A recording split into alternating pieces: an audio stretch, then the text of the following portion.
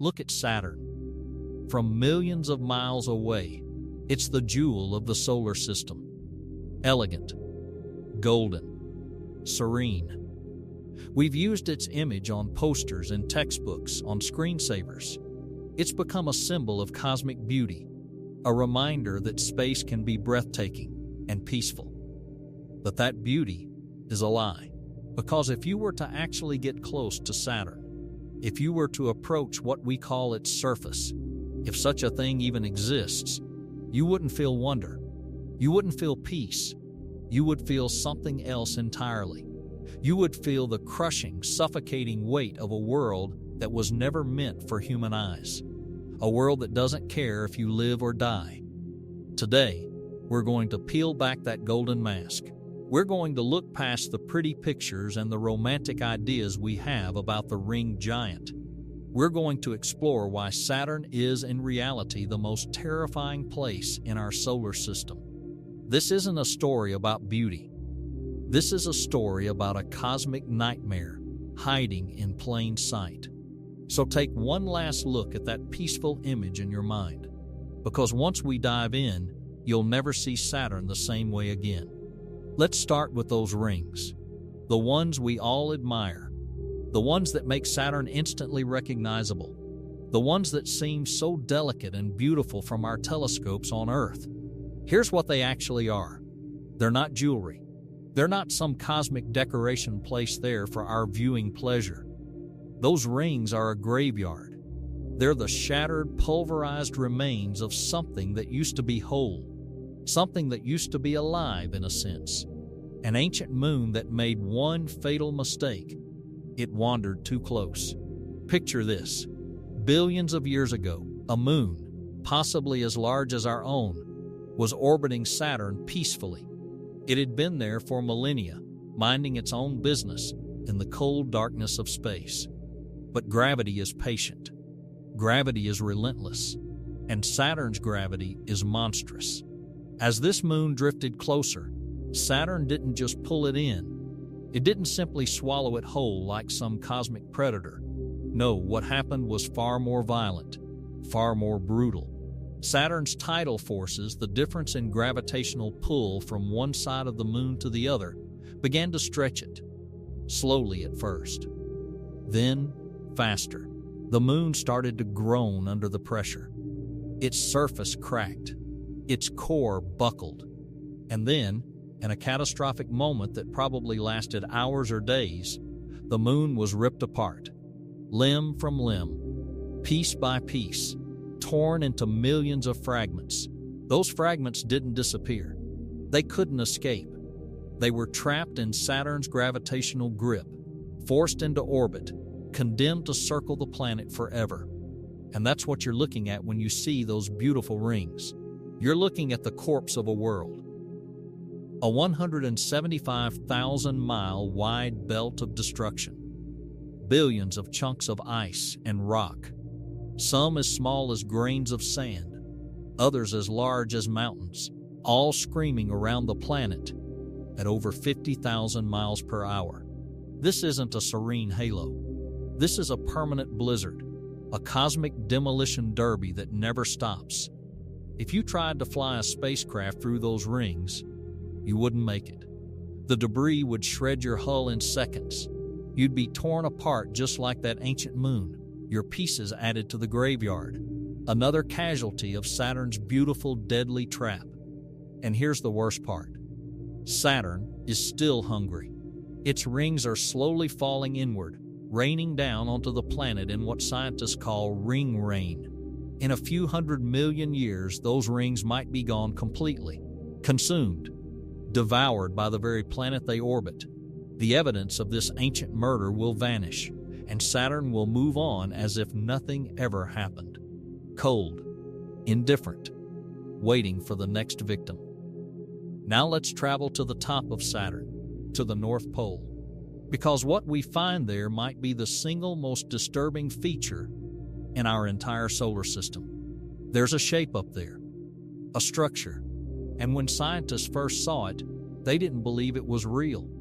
They thought it was a glitch in the imaging system, a mistake. Because what they were looking at shouldn't exist in nature. It's a hexagon, a perfect six-sided geometric shape carved into the clouds of Saturn's North Pole. And I need you to understand the scale of what we're talking about here. This isn't some small weather pattern. This isn't a minor anomaly. This hexagon is so massive that you could fit 2 entire Earths inside it, side by side, with room to spare. Each side of this hexagon stretches roughly 9,000 miles across. That's wider than the entire United States, and it's been there for decades. We first spotted it in the 1980s when Voyager flew by. Then Cassini confirmed it was still there in the 2000s, still spinning, still holding its shape, unchanging, permanent. But here's what makes it truly terrifying. Nature doesn't do straight lines. Nature doesn't do perfect angles. Clouds don't organize themselves into geometric patterns. Storms are chaotic. They swirl and break apart and reform. They're messy and unpredictable. Yet here, at the top of Saturn, is a storm that refuses to behave like a storm. A 200-mile deep hurricane that has locked itself into a six-sided prison and won't break free. The winds inside this hexagon reach 200 miles per hour. They race around the perimeter like they're following an invisible track, like something is guiding them, controlling them. And at the center, right in the middle of this impossible shape, sits another storm. A massive hurricane with an eye 1,200 miles wide. It just sits there, anchored in place, while the hexagon rotates around it every 10.5 hours. Scientists have theories, of course. They talk about jet streams and standing wave patterns. They mention something called the Rossby wave effect. They say it's all just physics, just the natural behavior of fluids in rotation. But even they admit they don't fully understand it. Even they can't completely explain why this shape is so stable, so persistent, so unnaturally perfect. When you look at it from above, it doesn't look like a planet. It looks like something engineered, something designed. Like a giant machine pulsing at the top of a dead world, a cosmic engine with a purpose we can't comprehend. It looks wrong. It feels wrong, because somewhere deep in our primitive brains, we know that nature doesn't work this way. And the hexagon isn't alone. There's a vortex at the South Pole too. Not a hexagon this time, but another massive hurricane spinning endlessly in the darkness. Saturn's poles are active. They're alive with energy and violence. They're churning with forces we barely understand. This is what keeps astronomers up at night. Not the beauty of the rings, not the golden color of the clouds, but this geometric nightmare that shouldn't exist. This reminder that Saturn plays by rules we haven't fully learned yet. Rules that make us deeply, instinctively uncomfortable. Let's talk about what happens if you fall into Saturn. Because this is where the true horror begins. On Earth, when you fall, you eventually hit the ground. It might be terrifying, it might be painful, but there's an end to it. There's a bottom. But Saturn doesn't work that way. Saturn has no ground, no surface, no floor to catch you. Imagine standing at the edge of this giant and taking that first step. At first, you'd float through the upper atmosphere. The view might even be beautiful for a moment, pale golden clouds stretching out in every direction. But that moment wouldn't last long. You'd start falling faster. The clouds around you would change color. Golden would turn to brown, then to a sickly gray. The temperature would spike. The air would get thicker, heavier, harder to move through. And then you'd hit the ammonia clouds. Caustic, burning. The smell would be overwhelming if you could even breathe. But you'd keep falling, deeper and deeper into the darkness. Because there's no bottom here. The light from the sun would fade completely. You'd be plunging through pitch-black clouds with nothing but the occasional flash of lightning to show you where you are. And those lightning bolts on Saturn aren't like the ones on Earth. They're 10,000 times more powerful. Each one a supercharged blast of energy that could vaporize you instantly. The pressure would start to build, slowly at first, then faster. Your body would feel it. Your lungs would struggle. Your bones would ache. And you'd still be falling. Miles down. Tens of miles. Hundreds of miles. The pressure keeps rising. 1 atmosphere. 10 atmospheres. 100. 1,000. Eventually, you reach a point where the hydrogen around you stops being a gas. It doesn't have a choice anymore. The pressure is so intense that it's forced into a liquid state. You're swimming now, not falling. Swimming through an ocean of liquid hydrogen with no surface above you and no floor below you. But even that's not the end. Go deeper still and the pressure becomes so extreme that hydrogen does something truly bizarre. It turns metallic. It starts conducting electricity like a liquid metal. The temperature here is hotter than the surface of the sun, thousands of degrees, and you're trapped in it, dissolved in a planetary-sized furnace with no escape and nowhere to go. There is no landing on Saturn. There is no moment of impact. There's just an endless descent into crushing darkness until the planet itself consumes you completely. You don't die from hitting the ground. You die from becoming part of Saturn. Absorbed. Erased. Gone. Space is supposed to be silent. We've all heard that. No air means no sound. No sound means perfect, endless quiet. But when the Cassini spacecraft got close to Saturn, it picked up something that changed everything. It heard the planet. Now, these weren't sounds in the traditional sense. You wouldn't hear them with your naked ears floating in space. What Cassini detected were radio emissions, electromagnetic waves pulsing out from Saturn's auroras, from its magnetic field, from the interaction between the planet and its moons. But NASA did something fascinating. They converted those radio waves into audio frequencies. They made them listenable. And what came out was deeply, profoundly unsettling. Listen to this for a moment. This is Saturn. This is what the planet sounds like. It's not random static. It's not just noise. There's a pattern to it, a rhythm.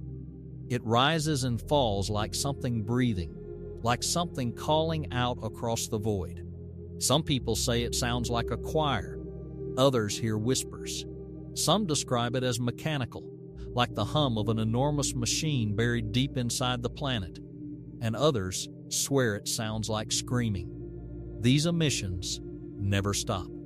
Day and night, for millions of years, Saturn has been broadcasting this signal into space.